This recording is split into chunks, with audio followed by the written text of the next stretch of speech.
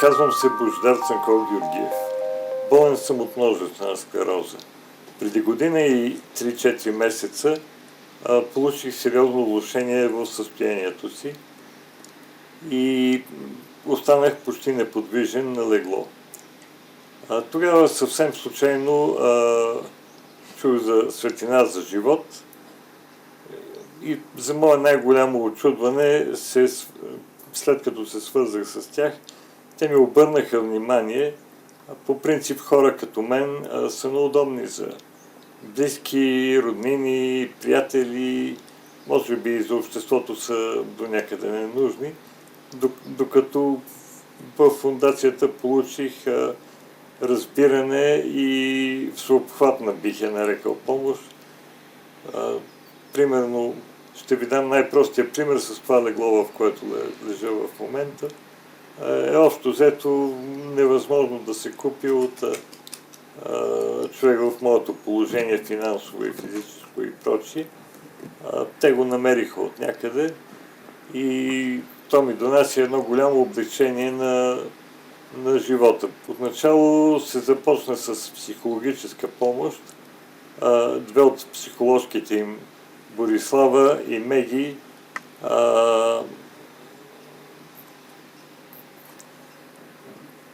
се опитваха по някакъв начин да ме ободрят, да ме убедят, нали, че живота не е свършил и че има начин да се живее и така.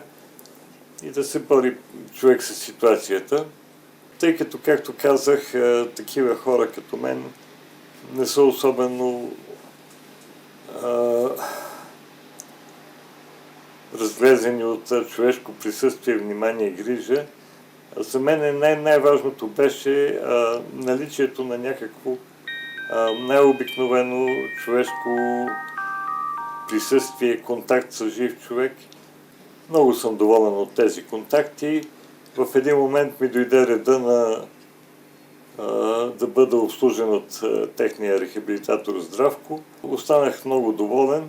Процедурите при рехабилитатора би ги определило като мъчителни, но носят едно, че задържат състоянието в някакво положение. Второ, носят едно облегчение за следващите примерно 6-8 часа. Си малко по-раздвижен, трудно ми е да го обясня.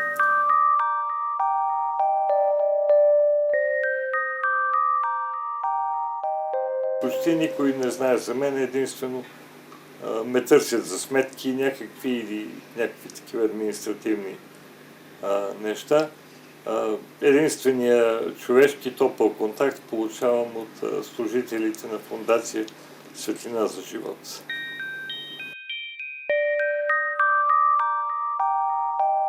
Преди 18 години, вследствие на един грип, съпругът ми беше зле здравословно. При направените последващи изследвания, ходене по мъките и лекари и невролози, се констатира диагноза множествена склероза, прогресивно дегенеративно заболяване, което се отрази коренно и промени начина ни на живот, който водехме до този момент. Синовете ни бяха в детската градина, а Цецо постепенно се наложи да търси рехабилитация и някаква защита от страна на държавата.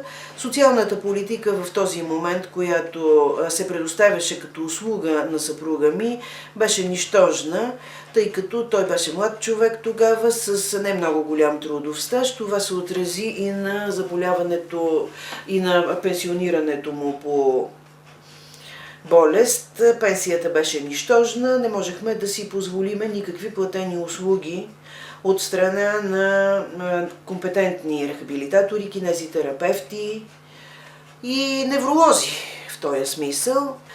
Ние паднахме, ударихме си коленете, но се изправихме и продължихме напред. В този път напред на нас ни помогна най-вече Фондация Светлина за живот. Винаги сме имали тяхната подкрепа. Като рехабилитация, като психологическа помощ, като съвет по телефона, като взаимна грижа и мисъл. Тя се чувства. Дали с обаждане за рождения ден на съпруга ми и децата, Поздрави по случай тяхното успешно завършване на гимназия. Поздрави по случай. Ние просто сме приятели. Когато някой иска да се погрижи, трябва да следва примера на Фондация Светлина за живот. Постоянно, ненатрапчиво, с много разум и грижа. И не на последно място.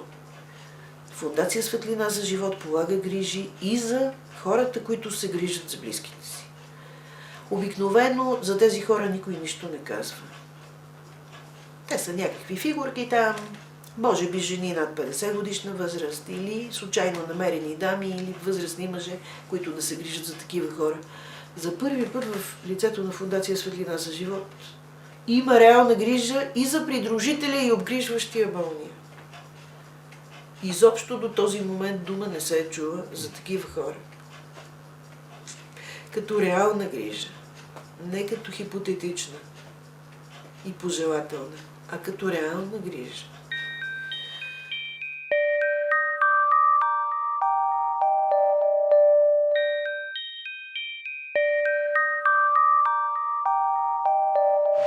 За мен хората в фондацията са ми най-вече приятели, които ми дават спокойствие винаги, когато имам проблем. Го решаваме заедно, доколкото е възможно. Рехабилитацията е едно от нещата, които много ми помага и които с моите доходи е просто невъзможно да я осигурявам по никакъв начин. Психологическата помощ, която ми дават, когато има нужда от нея, в моменти изпадам в не много приятни състояния. И имам нужда и от такава помощ. Получаваме винаги, когато ми трябва. И това пак казвам, те за мен са ми приятели.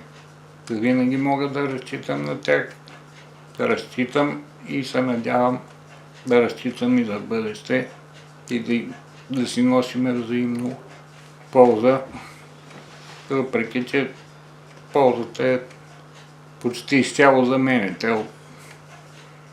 Аз няма с какво да им бъда полезен, но те на мен са ми полезни в много голямо отношение.